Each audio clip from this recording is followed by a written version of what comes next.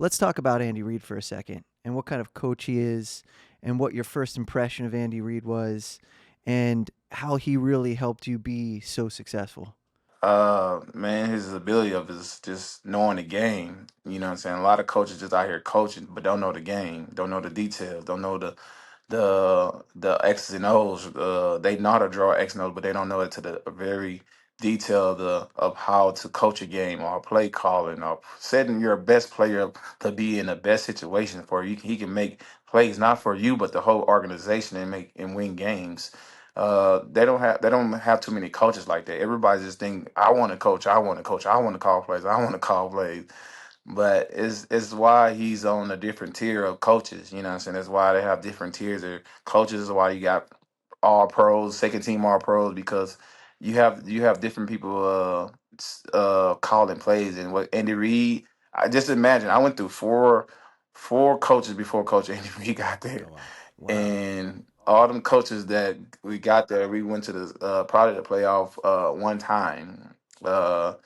Besides after that, after that, Coach Reed got there, and now I build the foundation with Coach Reed to set up the organization to go in the right direction, and all of a sudden they just took off, and he know how to also recruit. You know what I'm saying, recruit, but draft people, pick the people to his system, and that's what make Andy Reid successful because he's a coach that understands and let you be you. He's not one of them coaches like a military coach. He's not strict. He's strict, but he's disciplined. But he's not like demanding you. He wants you to be you. He wants you to show your talent. He wants you to show your personality and be yourself. And that's what I think. That's what most players love. If you want, let me be myself. Now, Jamaal said that he helped lay the foundation with Andy Reid. Mhm. I believe, Jamaal, you thrived under Andy Reid. And then how I know that is because in 2013, you led the league in touchdowns. So tell me a little bit about that particular year and how you felt about leading the league in touchdowns. Man, that was one of the best feelings in the world. You know what I'm saying? Able to score touchdowns. Before that, I couldn't even score five touchdowns in the season, and I was like still rushing for all these yards, and still not accomplishing over seven rushing touchdowns. And some of the reason why I used to get taken out the goal line. And Coach Andy Reid, he never took me out of the goal line. That was a push. That happened all the way through college and then a couple years through NFL. So he helped me. He let me stay in the game. Uh, Man, he used to bring me into his office and, hey, man, Jamal, I got to see this play right here. What you think about this play? I never had a coach come up in there and say, man, I got this play for you right here. It's setting you up. You're going to go right here. He explained all the details of what I do on the play and everything. I'm just saying, man, this guy here really trusts me. He really care about me. You know what I'm saying? He really want to make me successful just because I never had that experience before. So, and then having that experience, Coach Andy Reid, he changed that my ability to show my talents to the not just to the whole NFL around the even to like people want to draft me fantasy football first player overall. So it was just when I got him, it was just a blessing because after that, like my career really took off even more. I think that, Mark, I think a coach that takes you alongside and shows you specifically plays Mhm. and draws them up and sets them up, it's a different relationship. I And it's was a just different connection with your head coach, and so I know that it's made a big difference in my life. I can see that it made a tremendous impact in Jamal's life. And as far as scoring touchdowns, Jamal, I had a knack for sniffing out the end zone myself. My reasons was for a different reason. I know you said you Yeah. started off and you weren't able to score as many touchdowns as you wanted, but when I was at the University of Texas, I was in the backfield with Sean Mitchell, Ricky Williams, and myself, and so the time was limited. So when I had an Yeah. opportunity to score, I had to take advantage of it Yeah. because Yeah. I knew Ricky was coming back in. But I think Yeah. those leading the league in touchdowns and having the touchdown record that you have, I think that's really important. It's really great things that you've been doing with the Kansas City Chiefs as well.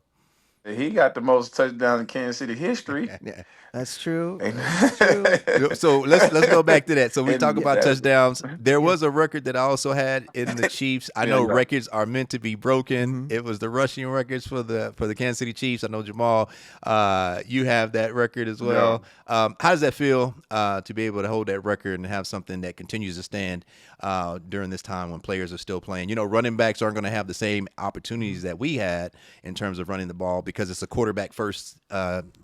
NFL Quarterback right now. driven Yep. league. Yep. Yeah, Yeah, it's a yeah. driven league right now. So, how did you feel about that as far as holding that rushing record for Kansas City Chiefs?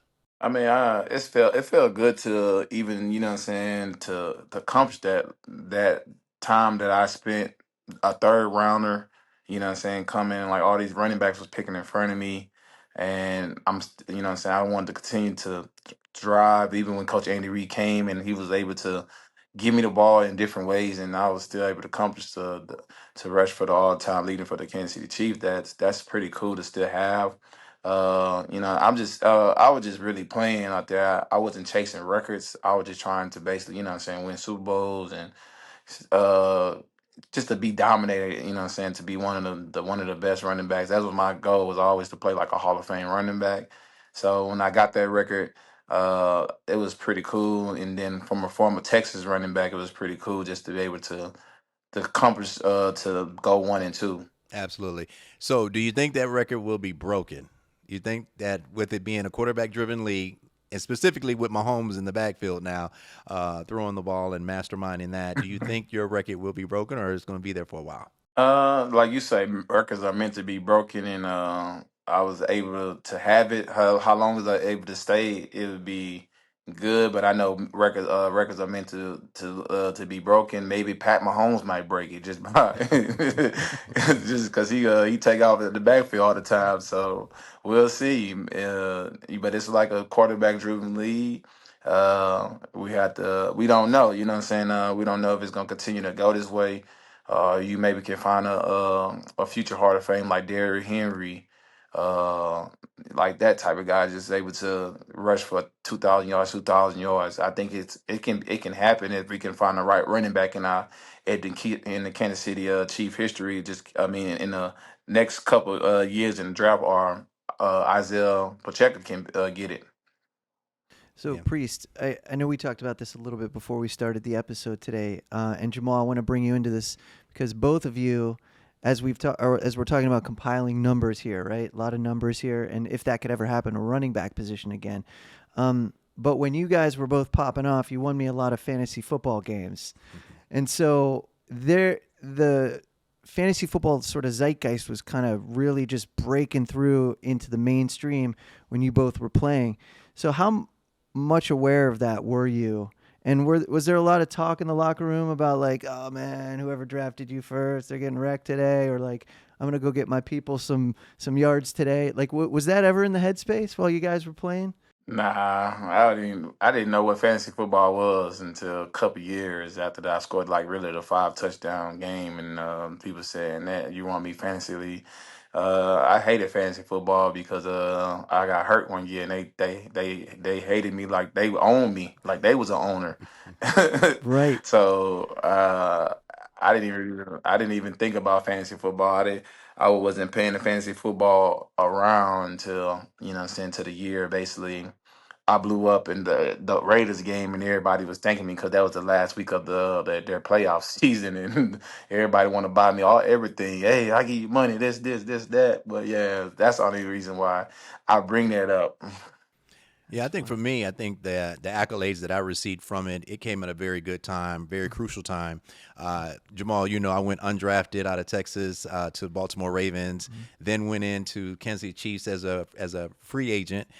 So it kind of brought me back to that time of like being treated like you were drafted, but I was now going into my 5th season. And so with that being said, in that early 2000s, that's when fantasy football really took off, Mark. And so for me, it was something that kind of thrusted me into the limelight, and I became to be a household name in many offices and in many homes, and didn't realize how many people actually reached out and spoke to me. So I was glad that it happened, Yeah. and I benefited so much from it. Did you have a similar experience like Jamaal, where people were showing up with gifts and being like, "Thank you, man, you did it for me. I appreciate you so much." Yeah, so And like, so Jamaal, my craziest story, I was actually doing an autograph signing, so you're familiar with that.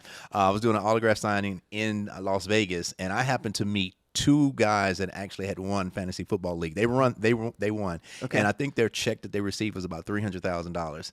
And I just happened to be walking through one of the hotels there in Las Vegas and ran into these guys randomly. And so they were so thankful and appreciative. I told them I'll probably have to invoice you at some point, you know what I mean, for all the points that I earned you guys. But I didn't realize that fantasy football was at that level until Right. I walked into that. I think I was at the MGM when that happened. So yeah, 300K 300,000. Yeah. for playing fantasy football. And this is That's early wild. 2000s, Dang. you know. So I don't know Yeah. if you had that experience, Jamaal, where you met someone that really won a lot of money from utilizing you in fantasy football. But I had a chance to meet a couple of guys, and it was pretty awesome. What else do you take from fantasy football that you think that you kind of remember once it did take a hold of you, and you started to remember, you know, you started to see fans coming up to you and thanking you and things like that? Just the love and how much really people really loved fantasy football, and seeing a lot of people play fantasy football, and that's how kind of people recognize you. You know, what I'm saying we have our football helmets on, so a lot of people recognize you on fantasy because you know when you pick a player, they don't have a helmet on, so it's pretty cool just to be experienced, to be known, who to be known, and you know I benefit a lot from just fantasy football, just like autograph signing or going places or just being aware so people know who I am.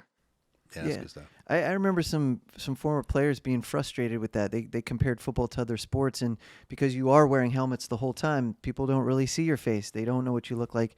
And that's a good point you bring up, Jamaal. You know, because now everyone sees your face and they know who they're drafting and can identify you, especially when you're hanging out. So Jamal, I got a question for you. So one thing that I picked up during fantasy football, I didn't realize how many women actually participate and play fantasy football. So I began to really hear a lot more stories, not just from the guys' perspective, but also how badly that women would be wanting you to perform on that particular weekend. You know, No pressure, So no pressure. it was a lot of pressure. You Yeah, know, yeah. it was a pressure. It was definitely pressure because I started to hear it quite a bit, especially with the amount of touchdowns that I was scoring during that time. But I'm talking about if you're scoring touchdowns and you're getting runs over 20 yards, Jamaal, you definitely are going to be a fan favorite always. You know.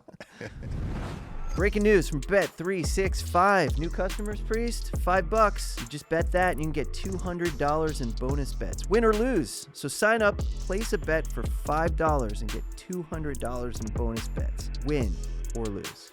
Bonus bets can be used on the spread, player props, futures, and so much more. Whatever the moment, it's never ordinary at Bet365. Gambling problem? Call or text 1-800-GAMBLER in Arizona, Colorado, Illinois, Indiana, Kansas, Kentucky, Louisiana, Maryland, North Carolina, New Jersey, Ohio, Pennsylvania, Tennessee, and Virginia. Or 1-800-BETS-OFF in Iowa. 21 plus only. 18 plus in Kentucky. Please gamble responsibly, and you must be present in Arizona, Colorado, Iowa, Illinois, Indiana, Kansas, and Kentucky, as well as Louisiana and select parishes. Maryland, North Carolina, New Jersey, Ohio, Pennsylvania, Tennessee, and Virginia. $10 minimum deposit required. Terms and conditions apply. In-app only.